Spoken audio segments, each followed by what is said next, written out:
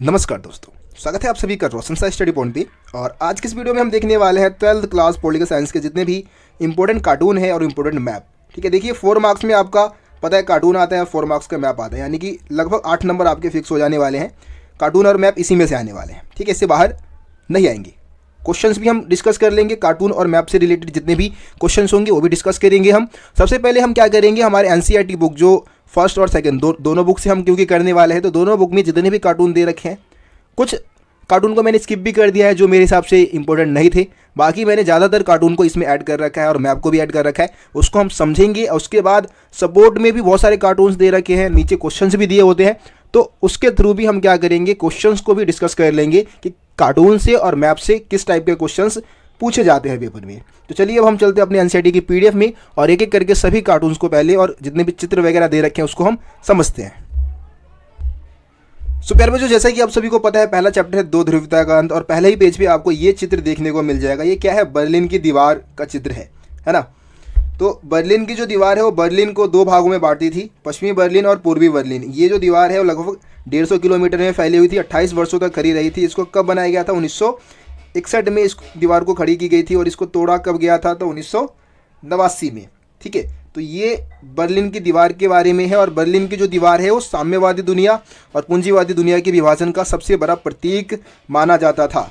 ठीक है, आगे देखिए अगला कार्टून, आप अगला चित्र देखेंगे तो यहाँ पे चाइना का है, ये संघाई जो शहर है, नीचे इसका चित्र दे रखा है।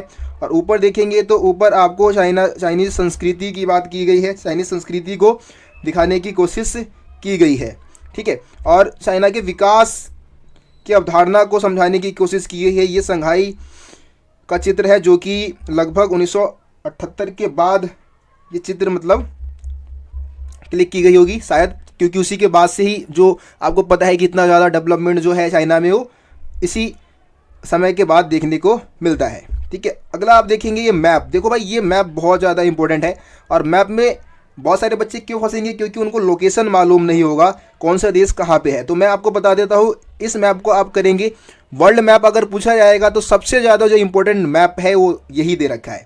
इसमें यूरोपीय संघ के पुराने और नए देश जो है उनका लोकेशन इसमें चिन्हित किया गया है। ठीक है, तो जैसे कि आप बैगनी रंग में देखेंगे तो ये बैगनी रंग वाले पुराने सदस्य है और ये ऑरेंज में जो दे रखा है आपका, ये सारे नए देश है जो कि नए देश शामिल हुए हैं। तो इसमें से सबसे इंपॉर्टेंट लोकेशन आप याद रखिए पोलैंड का। ठीक है, ये वाला लोकेशन कौन सा है, पोलैंड का है, पोलैंड का जरूर याद रखना। इसके अलावा हंगरी नीचे यहाँ पे दे रखा है, हंगरी, इसका लोकेशन आप याद कर लो। रोमानिया, बुल्गारिया, ये सारे नए देश है।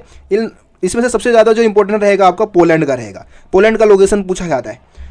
पुराने ये सारे नए सदस्य देश है। पुराने सदस्य देशों में स्पेन है ना, पुर्तगाल, आयरलैंड है आपका, यूनाइटेड किंगडम है यानी इंग्लैंड है आपका, फ्रांस है, ठीक है, जर्मनी है, डेनमार्क है, स्वीडन है, इटली है। ये सारे देशों का लोकेशन आप याद कर लें। इसमें से भी 3-4 लोकेशन सबसे ज़्यादा इंपॉर्टेंट रहेगा।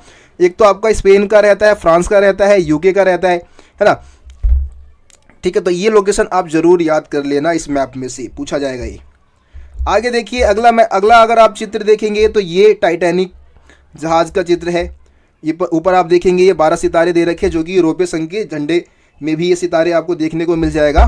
ठीक है, तो ये मतलब यूरोपीय संघ को एक टाइटैनिक के रूप में क्यों दिखाया गया है। तो देखिए टाइटैनिक, जैसा कि आपको पता है, जहाज़ इतना विशाल का है, जहाज़ जिसका कभी मतलब ये अनुमान ही नहीं था कि वो डूब जाएगा, लेकिन वो डूब गया।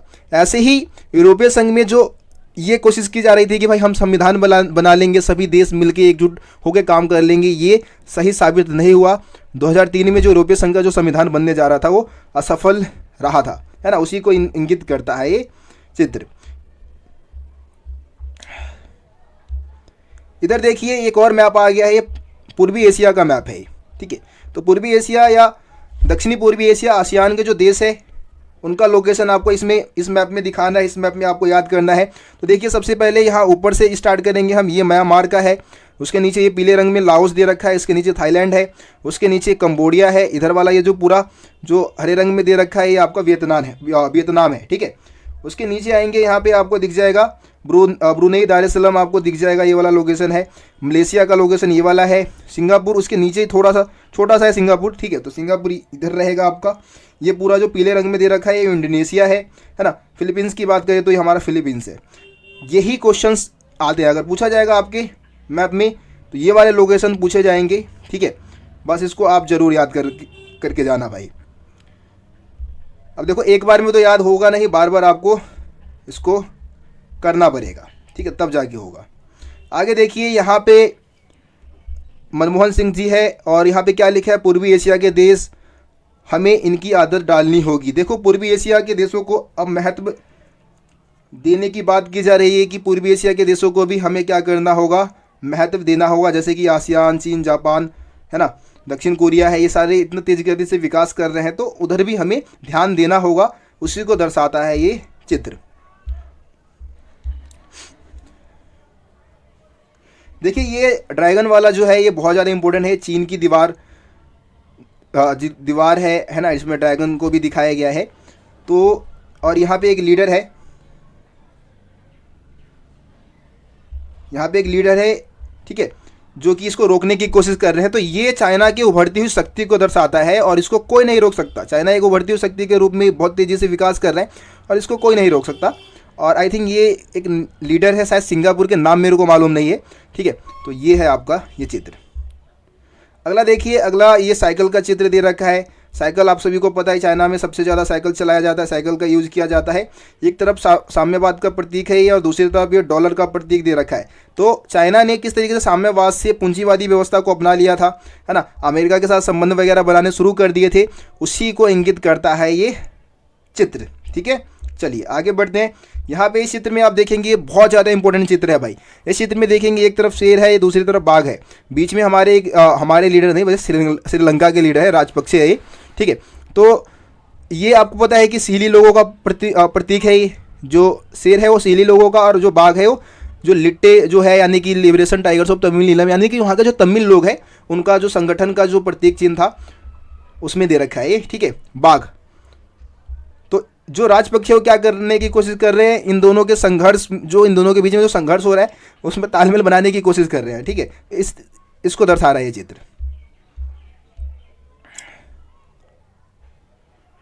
देखिए ये चित्र आप देखेंगे, एक तरफ ये परवेज मुशर्रफ है आई थिंक, ठीक है, हाँ, और दूसरी तरफ हमारे मनमोहन सिंह जी है। तो ये इंडिया पाकिस्तान के बीच में संबंध को दर्शा रहे हैं चित्र कि भाई बंकरों की भूल भुलैया से कुर्सी मेजों की भूल भुलैया तक, यानी कि जो हम युद्ध कर रहे हैं, मारकाट कर रहे हैं, उससे हम क्या छोड़ के हम जो अपना बातचीत का रास्ता अपनाए, है ना, कुर्सियों पे बैठ के बातचीत करें, इसको दर्शाने की कोशिश की जा रही है इस चित्र में। लेकिन आप सभी को पता है कि इंडिया पाकिस्तान के बीच में वार्ताओं का दौर तो शुरू होता है लेकिन उसका कोई मतलब नहीं निकलता, ठीक है। देखिए ये जो चित्र है वो दक्षिण एशिया का है आई थिंक, और दक्षिण एशिया के जो देश हैं, जी हाँ, दक्षिण एशिया के जो देश है वो मीटिंग वगैरह बुलाते हैं। तो किस तरीके से लीडर्स जो है वो मीटिंग में नहीं आना चाहते हैं, मीटिंग में भाग नहीं लेना चाहते, उसको दर्शाता है ये कार्टून, ठीक है। आगे बढ़ते हैं। देखिए ये जो चित्र है ये इंडिया और पाकिस्तान के संबंध में जो बाहरी मुल्कों का जो दखल अंदाजी होता है उसका वर्णन करता है। ऊपर में आप देखेंगे चाइना के लीडर है, इधर हमारे अटल बिहारी वाजपेयी है और ये आई थिंक परवेज मुशर्रफ जी ही है शायद, ठीक है। और दूसरी तरफ इधर देखेंगे तो इंडिया से हमारे ये लीडर है, हमारे अटल बिहारी वाजपेयी जी है, और ये पाकिस्तानी लीडर है ना। और बीच में जो अंपायर का जो भूमिका निभा रहा है वो आमिर का निभा रहा है ना। लिखा भी क्या है कि अंपायर को तय करना है कि गेंद भारत के पाले में है या पाकिस्तान के पाले में, ठीक है। तो ये संबंध, भारत पाकिस्तान संबंध में जो दूसरे देशों की जो भूमिका है, खास करके चाइना और अमेरिका की जो भूमिका है, उसको दर्शाता है ये चित्र। देखिए अगला चित्र आप देखेंगे तो ये जो चित्र है ये इजराइल ने लेबनान पर जो हमला किया था, है ना, उसका वर्णन करता है। और उग्रवादी जो हिजबुल्लाह पर नियंत्रण करने के लिए हमला किया गया था इजराइल के द्वारा, है ना। लेकिन इसमें बहुत सारे आम नागरिक मारे गए थे और संयुक्त राष्ट्र संघ ने इसकी कोई निंदा भी नहीं की थी, और जो मतलब इस पर जो सुनवाई भी किया वो बहुत लेट कर दिया था, है ना। तो यहाँ पे संयुक्त राष्ट्र संघ की भूमिका जो है वो सही तरीके से भूमिका नहीं निभा पाते हैं अंतर्राष्ट्रीय मामले में, उसका वर्णन करता हुआ ये चित्र है, ठीक है।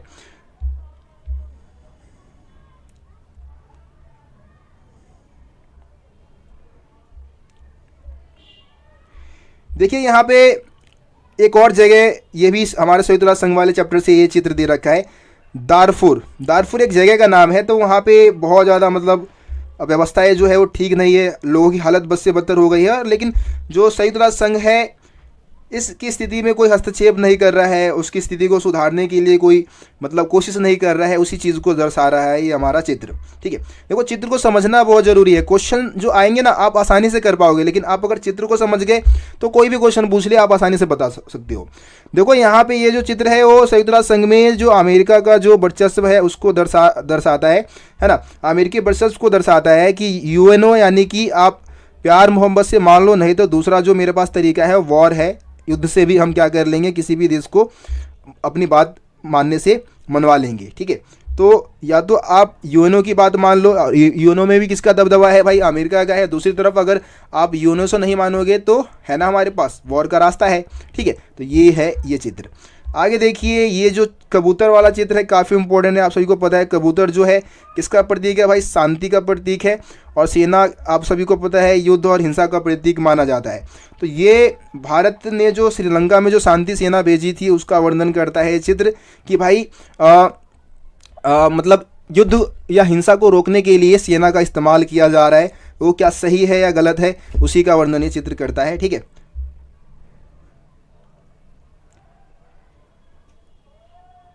मतलब शांति स्थापित करने के लिए क्या सेना का इस्तेमाल किया जाए, ये एक विरोधाभासी बात लगती है कि भाई शांति स्थापित करने के लिए भी हमें सैनिक कार्रवाई करनी पड़ेगी, है ना।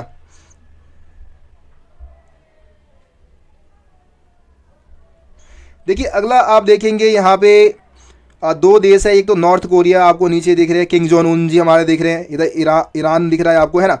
और ऊपर ये परमाणु शक्ति संपन्न देश है जिसमें से आपको अमेरिकी लीडर्स दिख जाएंगे आपको, है ना। रशियन है और रशियन लीडर है आपके, और फ्रांसीसी लीडर है ना, जिनके पास परमाणु शक्ति मतलब है। तो ये परमाणु शक्ति संपन्न जो देश है वो कभी नहीं चाहते कि जो गैर परमाणु संपन्न जो देश है, मतलब जो जिसके पास परमाणु हथियार नहीं है वो भी परमाणु हथियार को पाले, वो परमाणु शक्ति अख्तियार कर ले, है ना। तो इसमें उनके रवैये को दर्शाने की कोशिश की गई है।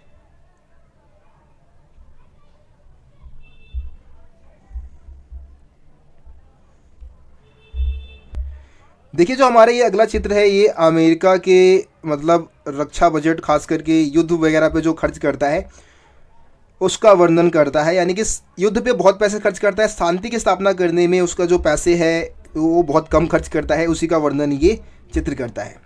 आगे देखिए अगला चित्र देखेंगे, यहाँ पे खतरे के नए स्रोतों का वर्णन किया गया है, जैसे कि प्राकृतिक आपदा, है ना, आतंकवाद, ये खतरे के नए स्रोत है और इसका दुनिया के ऊपर क्या प्रभाव पड़ रहा है उसको दर्शाने की कोशिश की जा रही है इसमें। ठीक है, आगे देखिए अगला जो चित्र है हमारा, यहाँ पे बौद्ध सिंह जी है और इधर आपको सरदार पटेल जी दिख जाएंगे, है ना। ठीक है, तो यहाँ पे जो हमारे सरदार पटेल है वो इनसे कुछ इनके पास जो पावर है, विदेशी मामले है, प्रतिरक्षा संचार के जो मामले हैं उससे मांगने की कोशिश कर रहे हैं, है ना। तो इसको दर्शा रहा है ये चित्र। मतलब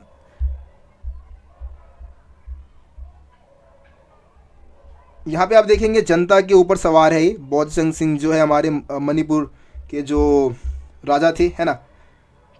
और सरदार पटेल ने फिर इनको मतलब एक तरीके से भारतीय संघ में मणिपुर को मिलाने के लिए रिक्वेस्ट करने के लिए गए थे, उसी का वर्णन ये चित्र करता है।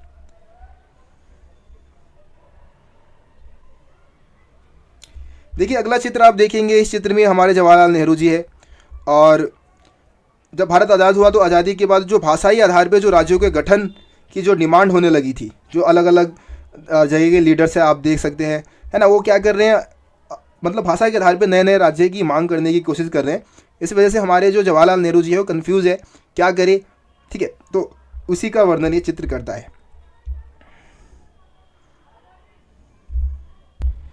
देखिए अगला अगर आप चित्र देखेंगे, ये जो चित्र है वो भाषा के आधार पे जो राज्यों का गठन है उसके बारे में है ये चित्र। की आपको पता है राज्य पुनर्गठन आयोग ने ये बात कही थी कि हम भाषा के आधार पे क्या करेंगे, राज्यों का पुनर्गठन करेंगे। उसकी इस क्षमता के ऊपर सवाल उठाया गया है इस चित्र में कि भाई कैसे, मतलब इतने विशालकाय देश में अगर सभी भाषा के आधार पर राज्य बनने लग गए तो भारत के टुकड़े हो जाएंगे, है ना, एकजुट नहीं रह पाएगा भारत, उसी का वर्णन ये चित्र करता है। आगे देखिए अगला जो ये चित्र है आपका, इस चित्र को आप देखेंगे तो इस चित्र में कांग्रेस पार्टी का वर्णन किया गया है। और जो लीडर्स आप देखेंगे, नेहरू जी बीच में बैठे हुए हैं और सोच रहे हैं, बहुत गंभीर विचार विमर्श मतलब कर रहे हैं वो कि भाई किस किस को सीट दूँ। सारे सीट पाने के लिए भीड़ लगाए बैठे हैं यहाँ पे, है ना।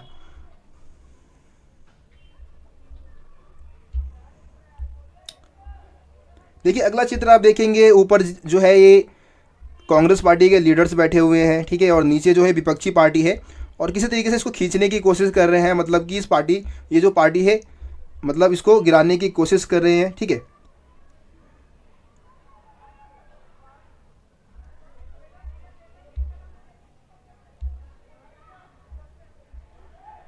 अगला जो चित्र है ये 1971 के इलेक्शन के बारे में आई थिंक, ठीक है।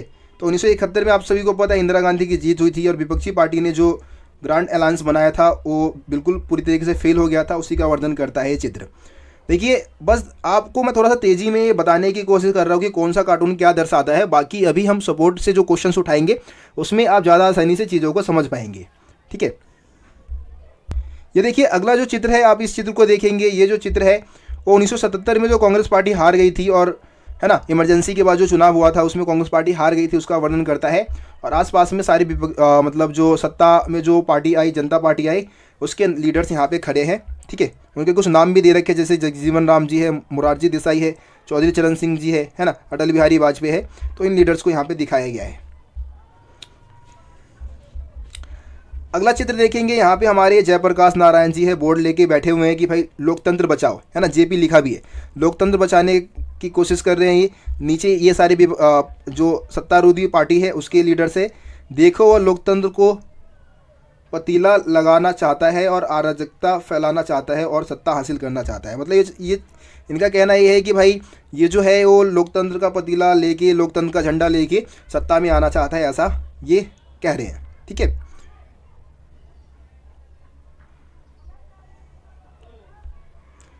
देखिए इस अगर चित्र को देखेंगे, इंदिरा गांधी जी है ना, और यहाँ पे एक कांग्रेस पार्टी के अध्यक्ष थे उस समय के, नाम मेरे को मालूम नहीं है, वो है। और वो इंदिरा गांधी को ये आश्वासन दे रहे हैं कि भाई मतलब आपका जो कुर्सी है वो सेफ है ना, आपकी कुर्सी को कुछ नहीं होगा, बस आपके साथ है सारे लोग आपके सपोर्ट में है। ये लगभग आपातकाल के दौरान का ही ये चित्र है ना, ये लिखा भी है, ये जो कार्टून है आपातकाल की घोषणा के चंद रोज पहले छपा था, है ना। इसमें मौजूद राजनीतिक संकट को आटो को पढ़ा जा सकता है। कुर्सी को पीछे से सहारा देता, यहाँ पे कांग्रेस अध्यक्ष का नाम भी दे रखा है, DK बरुआ, ठीक है, DK बरुआ है, कांग्रेस अध्यक्ष है।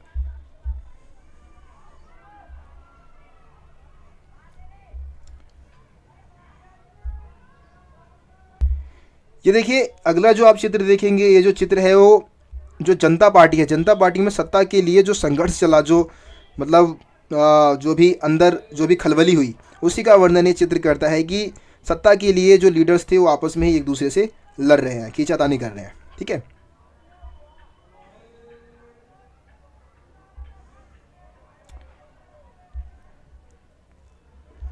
देखो अगला जो ये चित्र है ये इंपॉर्टेंट है, इसको आप देखिए। ये नई आर्थिक नीति, जो आपको पता है नई आर्थिक नीति आई थी 1991 में, उसका वर्णन करता है ना।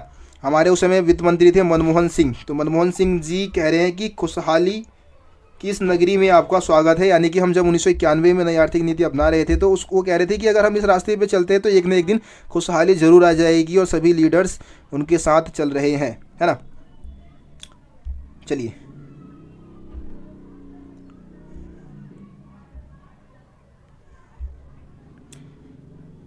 देखिए ये जो चित्र है हमारे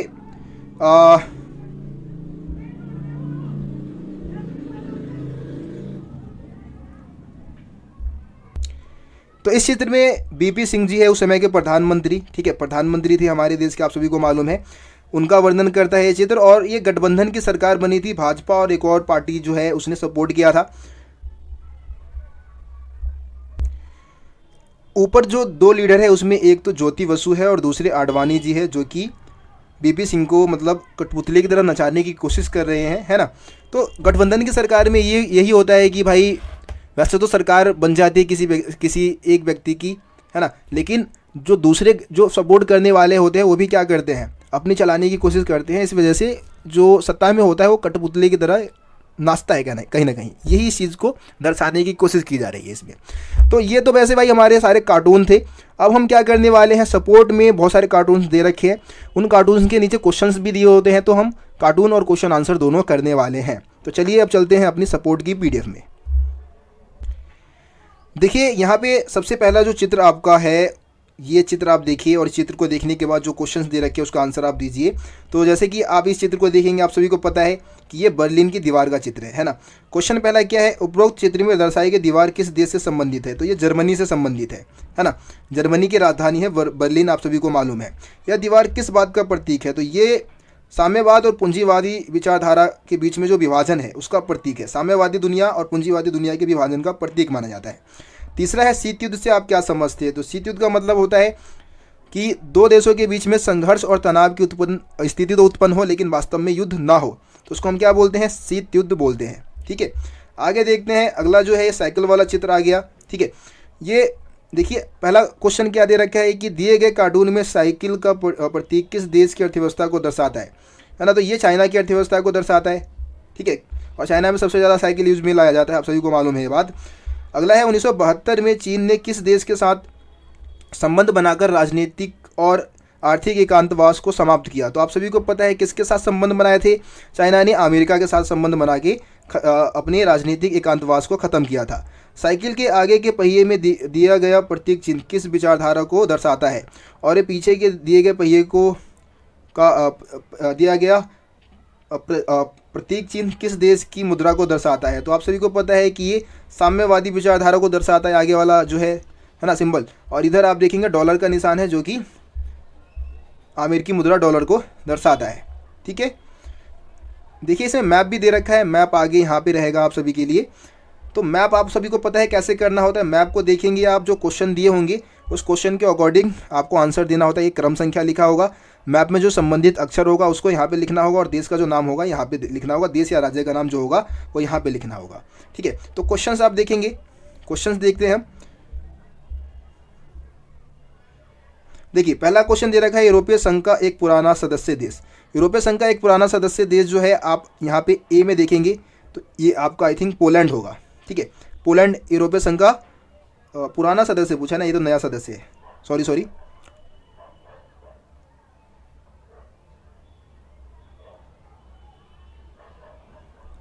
देखो मैं यहाँ पे सबसे पहले क्वेश्चन का आंसर देता हूँ चौथे का।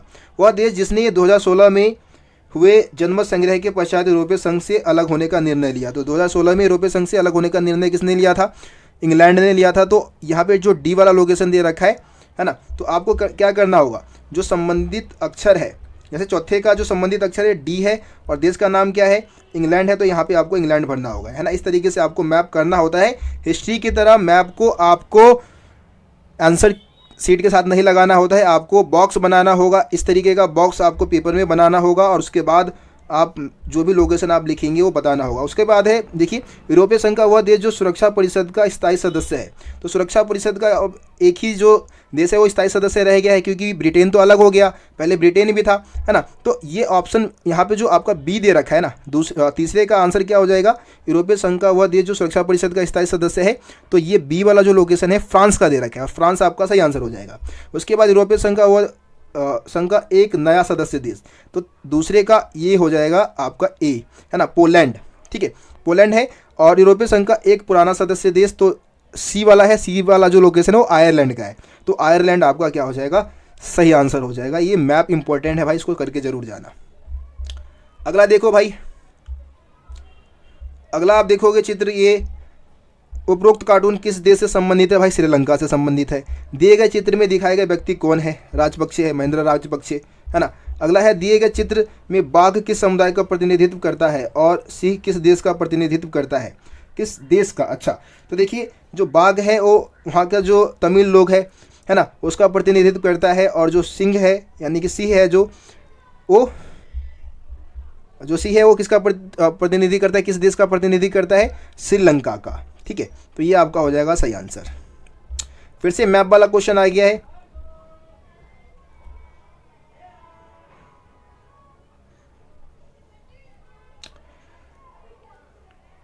तो क्वेश्चन है हमारा, मतलब मैप का क्वेश्चन है, चारों ओर स्थल से घिरा देश, चारों ओर स्थल से घिरा हुआ देश इसमें से कौन सा है भाई? हमारा है नेपाल, डी है ना, डी नेपाल है। वह देश जहां जातीय संघर्ष हुआ श्रीलंका है, आप सभी को मालूम है। वह देश जहां आज़ादी के बाद अधिकांश समय सैनिक शासन रहा, तो आज़ादी के बाद अधिकांश समय सैनिक शासन कहाँ रहा? पाकिस्तान में रहा, तो बी जो लोकेशन है सही हो जाएगा। और चौथा है 1971 में एक स्वतंत्र देश बना। 1971 में स्वतंत्र देश कौन सा देश बना था भाई? बांग्लादेश बना था। ऑप्शन ए जो दे रखा है मतलब मैप में वो सही हो जाएगा। ठीक है, आगे बढ़ते हैं। अगला क्वेश्चन, अगला जो चित्र है ये तो समझा चुका हूँ ये चित्र को मैं, है ना। अब सीधा हम क्या करते हैं, यहाँ पे देखते हैं क्वेश्चन है, प्रस्तुत कार्टून में दिखाया गया व्यक्ति किस देश को इंगित करता है? तो ये अमेरिका को इंगित करता है। कार्टून में दिखाए गए व्यक्ति के दाएं हाथ में किसका चिन्ह है? तो यूएनओ का चिन्ह है ना, संयुक्त राष्ट्र संघ का चिन्ह है।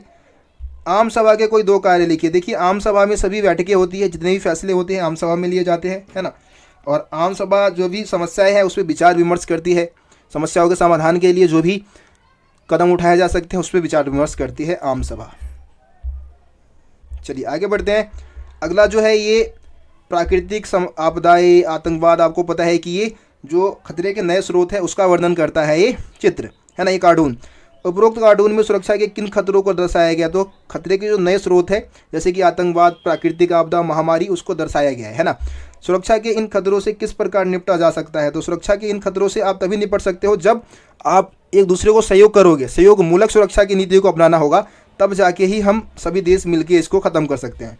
अगला है सुरक्षा की पारंपरिक अवधारणा में प्रमुख खतरे कौन से? सुरक्षा के पारंपरिक अवधारणा में प्रमुख जो खतरा होता है वो कोई दूसरा देश होता है जिसमें जो सैन्य हमले की धमकी देता है ना। तो ये सुरक्षा के पारंपरिक अवधारणा में खतरा तो कोई दूसरा देश होता है, सैन्य हमले की धमकी देता है या सैन्य हमला जो किया जाता है उसको सबसे बड़ा खतरा माना जाता है। ठीक है, आगे देखिए इस चित्र को आप देखेंगे। इस चित्र में जल के बारे में दिखाया गया है। जल जो महत्वपूर्ण संसाधन है उसका वर्णन करता है। देखिए क्या लिखा है क्वेश्चन की, पृथ्वी में किस संसाधन की कमी हो रही है? तो जल संसाधन की कमी लगातार होती जा रही है ना।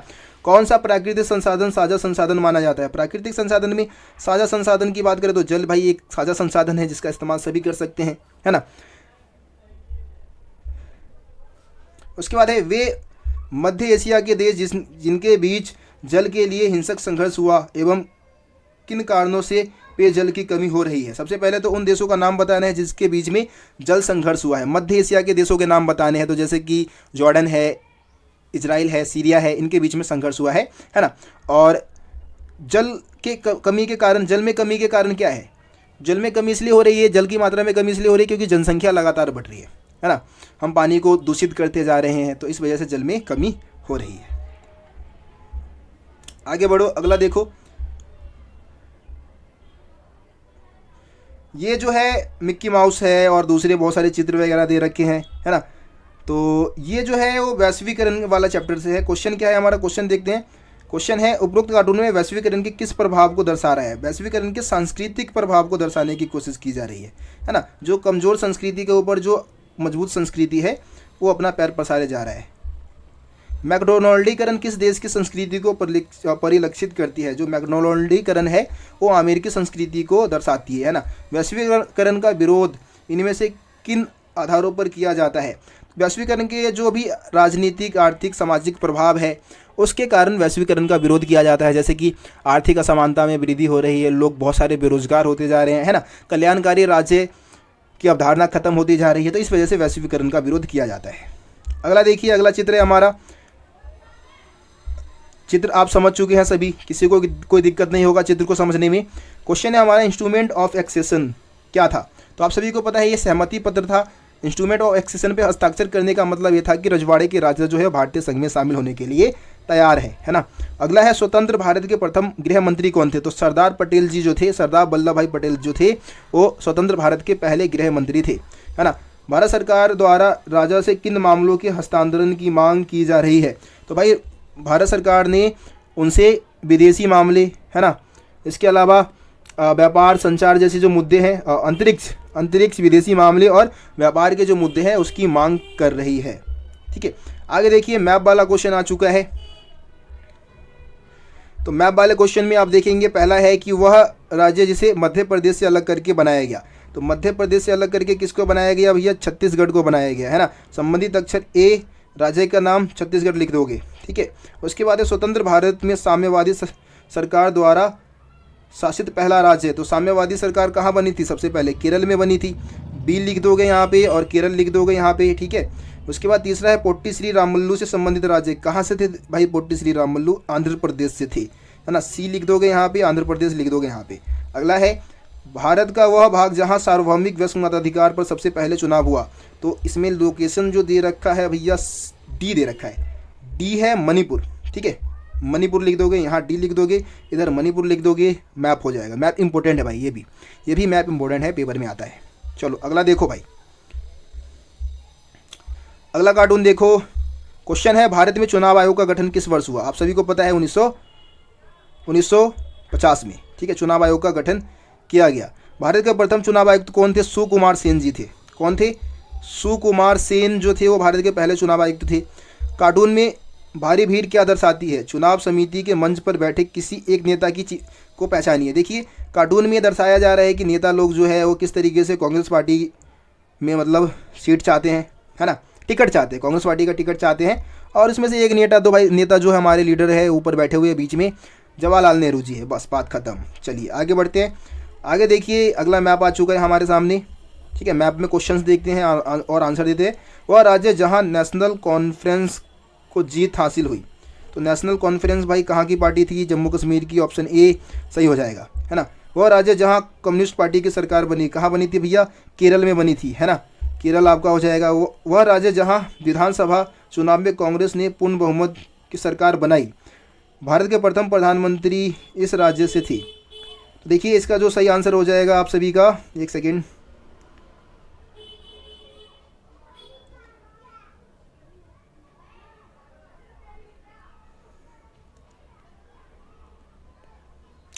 तो भारत के प्रथम प्रधानमंत्री जो थे उत्तर प्रदेश से थे, है ना। और वह राज्य जहां विधानसभा चुनाव में कांग्रेस ने पूर्ण बहुमत बनाई, मतलब पूर्ण बहुमत से सरकार बनाई, वो सी हो जाएगा आपका मध्य प्रदेश, ठीक है। ये आपका सही आंसर हो जाएगा। चलिए आगे बढ़ते हैं, अगला चित्र देखते हैं। अगला जो चित्र है हमारा आया राम गया राम वाला जो चित्र है, दल बदल से जुड़ा हुआ चित्र है। तो उपरोक्त कार्टून में क्या दर्शाया गया है, उपरोक्त कार्टून में दल बदल को दर्शाया गया है। यह कार्टून किस विधायक से संबंधित है। तो ये कार्टून जो है वो गयालाल आपको पता है ना, गयालाल, है ना, हरियाणा के एक विधायक थे, उनके बारे में है। दल बदल के दो दोष बताइए। देखिए दल बदल से क्या होता है, राजनीतिक अस्थिरता आ जाती है, लोगों का मोह भंग होता है, क्योंकि भाई एक जो पार्टी, एक लीडर है वो किसी पार्टी से खड़ा हुआ और उसके बाद दूसरी पार्टी में शामिल हो गया, ये लोकतंत्र के लिए ठीक नहीं है, है ना। इससे भ्रष्टाचार बढ़ता है, ये पॉइंट्स आप लिख सकते हैं, लालच भ्रष्टाचार बढ़ता है। अगला ये चित्र देखेंगे, इस चित्र में आप देखेंगे इंदिरा गांधी है, ये हमारे बीवी गिरी जी है ना, और इधर संजीव रेड्डी जी है जो कि कांग्रेस पार्टी के लिए राष्ट्रपति का चुनाव हुआ था 1969 में, उसके लिए खड़े हुए थे, है ना। तो उसके बारे में है चित्र। देखिए उपरोक्त कार्टून में क्या दर्शाया गया है, उपरोक्त कार्टून में राष्ट्रपति चुनाव को दर्शाया गया है, जो 1969 में जो राष्ट्रपति का चुनाव हुआ था उसको दर्शाया गया है, ठीक है। इस चुनाव में कांग्रेस के आधिकारिक उम्मीदवार कौन थे, कांग्रेस के आधिकारिक उम्मीदवार एन संजीव रेड्डी जी थे, है ना। इस चुनाव के क्या परिणाम निकले भाई, देखो इस चुनाव के बाद क्या होता है, कांग्रेस पार्टी में विभाजन हो जाता है, कांग्रेस ओ और कांग्रेस आर, है ना, ये दो प्रकार की कांग्रेस पार्टी मतलब बढ़ जाती है। देखिए अगला फिर से मैप आ गया है, मैप को आप देख लिए। मैप है कि एक राज्य जहां पर कांग्रेस को 1967 के चुनाव में बहुमत नहीं मिला था। तो बहुमत तो भाई देखो यूपी भी है, बिहार भी है ना। तो यहाँ पे मैं यूपी के साथ जाना चाहूँगा, क्योंकि जो कर्पूरी ठाकुर जिस राज्य से थे वो बिहार हो जाएगा हमारा, तो इसलिए मैं डी के साथ जाना चाहूँगा। आपका जो डी है यूपी, है ना, वहाँ पे इसको बहुमत नहीं मिली थी। संयुक्त विधायक दल या पॉपुलर यूनाइटेड फ्रंट की सरकार से संबंधित राज्य कौन सा है, ठीक है। उसके बाद एक और है राज्य जिसका संबंध दोपहर के भोजन के नेता से है। तो जो दोपहर का जो भोजन है मिड ए मील, है ना, इसका संबंध कहाँ से है भैया, ये एक सेकेंड, के कामराज,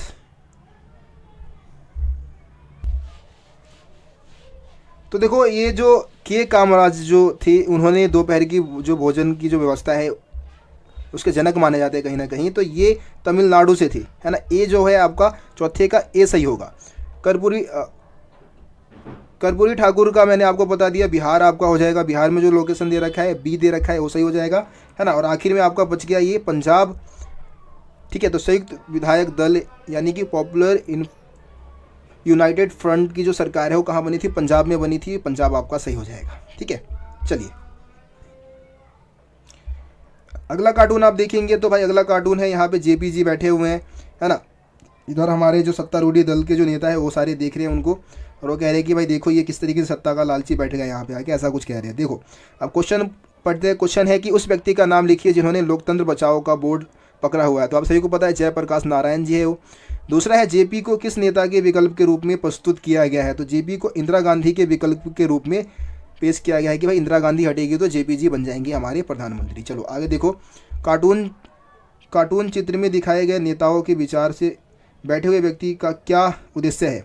तो ये लोग चाहते हैं, ये लोग ये दिखाना चाहते हैं कि भाई देखो देखो देखो ये कैसे लोकतंत्र का जो मतलब बोर्ड लेके किस तरीके से सत्ता को हथियाने की कोशिश कर रहा है, सत्ता पे अपना राज जमाने की कोशिश कर रहा है, उसका उस बारे में सारे नेता लोग बात कर रहे हैं, ठीक है।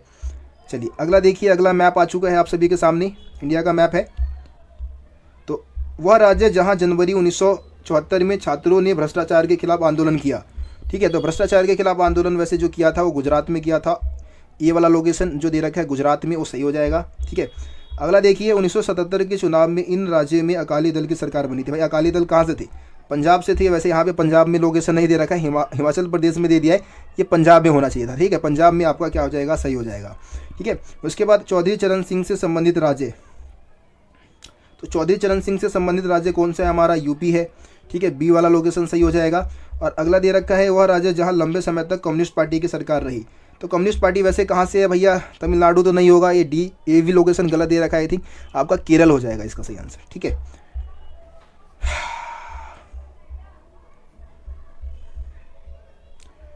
अगला देखते हैं, अगला मैप, फिर से मैप आ गया है। मैप वाला क्वेश्चन दे रखा है आपका।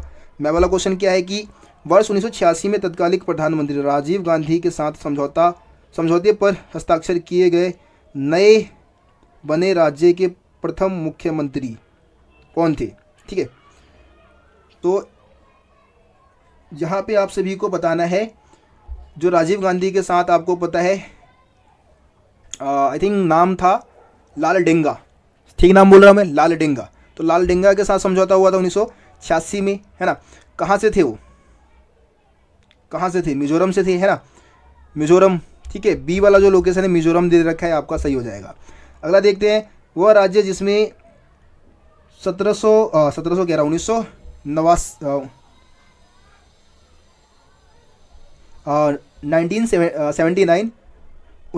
ठीक है, 1979 से 1985 तक बाहरी लोगों के विरोध में आंदोलन चला। तो बाहरी लोगों के विरोध में जो आंदोलन चला था वो असम में चला था। सी जो लोकेशन दे रखा है आपका वो सही हो जाएगा, असम, ठीक है। अगला है भारतीय संघ का 22वां राज्य। भारतीय संघ का 22वां राज्य कौन सा था भाई? सिक्किम था, ठीक है। ये जो डी दे रखा है आपका, सिक्किम का लोकेशन दे रखा है डी, ये आपका सही हो जाएगा। उसके बाद अगला देखेंगे, वह राज्य जो 1961 में पुर्तगाली शासन से भारतीय सेना द्वारा मुक्त कराया गया और भारतीय संघ का एक भाग बना।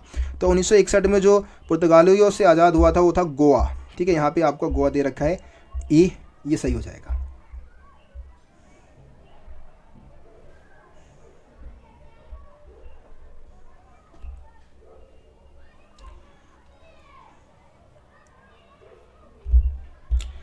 तो यहाँ पे पहला क्वेश्चन आप देखेंगे, वह राज्य जहाँ से पूर्व प्रधानमंत्री बीपी सिंह निर्वाचित हुए। तो बीपी सिंह जो निर्वाचित हुए वो यूपी, ठीक है। ये जो दे रखा है आपका सही हो जाएगा। अगला देखेंगे, जून 1996 से अप्रैल 1997 तक रहे पूर्व प्रधानमंत्री HD देवगौड़ा का राज्य। देखिए HD देवगौड़ा जो थे वो कर्नाटक से थे, सी आपका सही हो जाएगा, कर्नाटक, ठीक है। इसी में दे रखा है अगला कि वह राज्य जिसका संबंध मंडल आयोग के अध्यक्ष से है। बिंदेश्वरी प्रसाद मंडल कहाँ से थे? बिहार, ऑप्शन डी आपका क्या हो जाएगा? सही हो जाएगा। उसके बाद अगला देखेंगे, वह राज्य जहां 1957 से लेकर 1967 तक नेशनल कॉन्फ्रेंस की सरकार रही, तो जम्मू कश्मीर हो जाएगा, बी आपका सही हो जाएगा, ठीक है। आगे बढ़ते हैं, बस इतना ही था। तो इस तरीके से आपका ये जो जितने भी मैप और कार्टून आपको करवाने थे मैंने करवा दिया है। ठीक है, थोड़ी वीडियो लंबी हो गई है, लेकिन ये है कि भाई आपके एग्ज़ाम में मैप और कार्टून इन्हीं में से दिखने वाले हैं। इनको आप करके चले जाते हैं तो समझ लीजिए कि भाई आपके 8 नंबर पूरे फिक्स हो जाएंगे। ठीक है, आप आसानी से पूरे नंबर ले पाएंगे। तो उम्मीद करता हूँ कि आज की वीडियो आप लोगों को पसंद आया होगा। कोई भी डाउट हो आप मेरे को कमेंट में बता सकते हैं। ठीक है, बाकी वीडियो को ज़्यादा से ज़्यादा लाइक शेयर जरूर करें और चैनल को अभी तक सब्सक्राइब नहीं किया तो सब्सक्राइब करके बेल आइकन को प्रेस कर दे, ताकि हमारे चैनल में आने वाली सभी वीडियो का नोटिफिकेशन सबसे पहले आप तक पहुंचे। तो मिलते हैं आप सभी से अगली वीडियो में, तब तक के लिए जय हिंद, जय भारत। आप सभी अपना ख्याल रखें। धन्यवाद।